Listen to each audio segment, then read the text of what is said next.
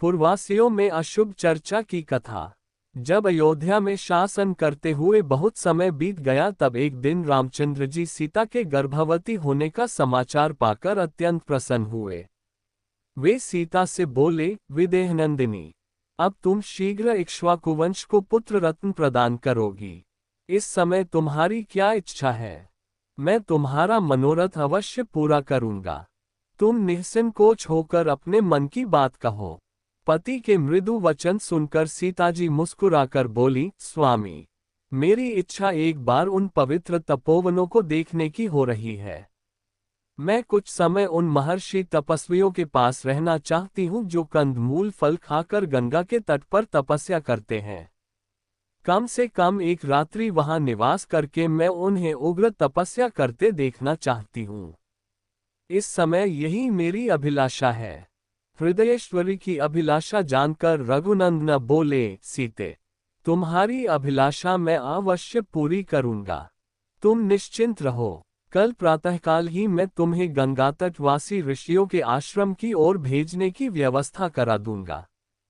सीता को आश्वासन देकर श्रीराम राजदरबार में चले गए। राजदरबार से निवृत्त हो वे अपने मित्रों में बैठकर हास्य विनोद की वार्ता करने लगे। मित्रमंडली में उनके बाल सखा विजय, मधुवत, काश्यप, मंगल, कुल, सुराजी, कालिय, भद्र, दंतवक्त्र और सुभागद थे। बातों ही बातों में रामचंद्र ने पूछा, भद्र, आजकल नगर में किस बात की चर्चा विशेष रूप से होती है? नगर और जनपद के लोग मेरे, सीता, भरत, लक्ष्मण आदि भाइयों और माता कैकेयी के विषय में क्या क्या बातें करते हैं? प्रायः देखा जाता है कि राजा यदि आचार विचार से हीन हो तो सर्वत्र उसकी निंदा होती है। भद्र ने उत्तर दिया, सौम्य, सर्वत्र आपके विषय में अच्छी ही चर्चा सुनने को मिलती है। दशग्रीव पर जो आपने विजय प्राप्त की है, उसको लेकर सब लोग आपकी खूब प्रशंसा करते हैं और आपकी वीरता के कहानी अपने बच्चों को बड़े उत्साह से सुनाते हैं। रामचंद्र बोले, भद्र, ऐसा नहीं हो सकता कि सब लोग मेरे विषय में सब अच्छी ही बातें कहें। कुछ ऐसी भी बातें हो सकती हैं जो उन्हें अच्छी न लगती हों। संसार में सभी प्रवृत्ति के लोग होते हैं, इसलिए तुमने जो कुछ भी सुना हो निश्चिंत होकर बेखटके कहो। यदि उन्हें मुझ में कोई दोष दिखाई देता होगा तो मैं उसे दूर करने की चेष्टा करूंगा। ये सुनकर भद्र बोला, वे कहते हैं कि श्रीराम ने समुद्र पर पुल बांधकर ऐसा दुष्कर कार्य किया है जिसे देवता भी नहीं कर सकते। रावण को मारकर वानरों को भी वश में कर लिया, परंतु एक बात खटकती है। रावण को मारकर उस सीता को घर ले आए जो इतने दिनों तक रावण के पास रही। फिर सीता से घृणा करने के बजाय उन्होंने उसे कैसे अपने पास रख लिया? भला सीता का चरित्र क्या वहां पवित्र रहा होगा? अब प्रजाजन भी ऐसी स्त्रियों को अपने घरों में रखने लगेंगे, क्योंकि जैसा राजा करता है प्रजा भी वैसा ही करती है। इस प्रकार सारे नगर निवासी भिन्न भिन्न प्रकार की बातें करते हैं। भद्र की बात का अन्य साथियों ने भी यह कहकर समर्थन किया कि हमने भी ऐसी बातें लोगों के मुख से सुनी हैं। सबकी बात सुनकर राजा राम ने उन्हें विदा किया और इस विषय पर गंभीरतापूर्वक विचार करने लगे। फिर उन्होंने द्वारपाल को आज्ञा देकर अपने तीनों भाइयों को बुलाया।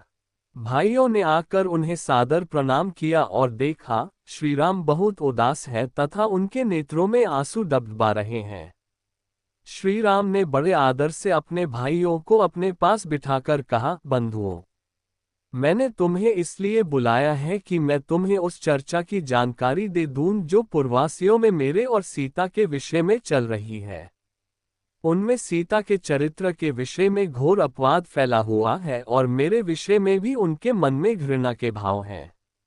लक्ष्मण, ये तो तुम जानते ही हो कि सीता ने अपने चरित्र की पवित्रता सिद्ध करने के लिए सबके सामने अग्नि में प्रवेश किया था और उस समय स्वयं अग्निदेव ने उन्हें निर्दोष बताया था। इस प्रकार विशुद्ध आचार वाली सीता को स्वयं देवराज इंद्र ने मेरे हाथों में सौंपा था। फिर भी अयोध्या में यह अपवाद फैल रहा है और लोग मेरी निंदा कर रहे हैं। मैं लोक निंदा के भय से अपने प्राणों को और तुम्हें भी त्याग सकता हूँ, फिर सीता का परित्याग करना तो मेरे लिए तनिक भी कठिन नहीं होगा। इसलिए लक्ष्मण, कल प्रातः तुम सारथी सुमंत के साथ सीता को ले जाकर राज्य की सीमा से बाहर छोड़ाओ।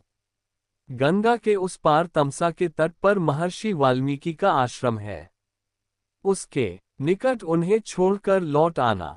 मैं तुम लोगों को अपने चरणों और जीवन की शपथ देता हूँ, मेरे निर्णय के विरुद्ध कोई कुछ मत कहना। सीता ने गंगातट पर ऋषियों के आश्रम देखने की इच्छा प्रकट की थी, वह भी पूरी हो जाएगी। फिर गहरी सांस भरकर नेत्रों में आए आंसू पोंछकर वे मौन हो गए। इसी भगवान की वीडियो देखने के लिए सब्सक्राइब करें चैनल को और बेल आइकॉन दबाएं।